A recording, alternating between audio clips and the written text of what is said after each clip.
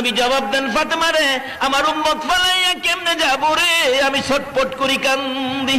ফাতেমা বলেন, বাবা এই জমিনে উম্মতের জন্য এইভাবে কান্দেন, আমি ফাতেমা আপনার পাশে থাইকা সান্ত্বনা দিলাম, আপনাকে বুঝাইলাম, মাথায় হাত বুলাইলাম। হাসরের জমিনে যখন আপনি নবী উম্মতের জন্য পাগল পাগল হয়ে যাবেন, আমি ফাতেমা আপনাকে সান্ত্বনা দেওয়ার জন্য আপনি নবীর কই গেলে পাবো গো, যদি কন্যা সুবহানাল্লাহ। আমার নবী বলেন, ফাতেমা রে, পাবি রে, আমারে পাবি। কোথায় পাবো? একটা ঠিকানা দিল, ফুলসিরাতের কিনারে।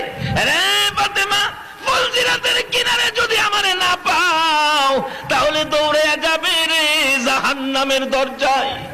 জাহান্নামের দরজায় যদি আমারে না পাও, যাবি রে মিজানের পাল্লার কাছে। মিজানের পাল্লার কাছে যদি আমারে না পাও গো ফাতেমা, যাইয়া দেখবি রে আমার উম্মতের ব্যথা বুকে লইয়া আল্লাহর আরশের নিচে সেজদায় পড়ে উম্মতি উম্মতি বলে কান্দি। নবী পাগল পাগল হয়ে হাসরের জমিনে ঘুরতে থাকবেন শুধুমাত্র আপনার আমার জন্য। এই নবীর মাসই হলো শাবান, শবে বরাতের মাস। এই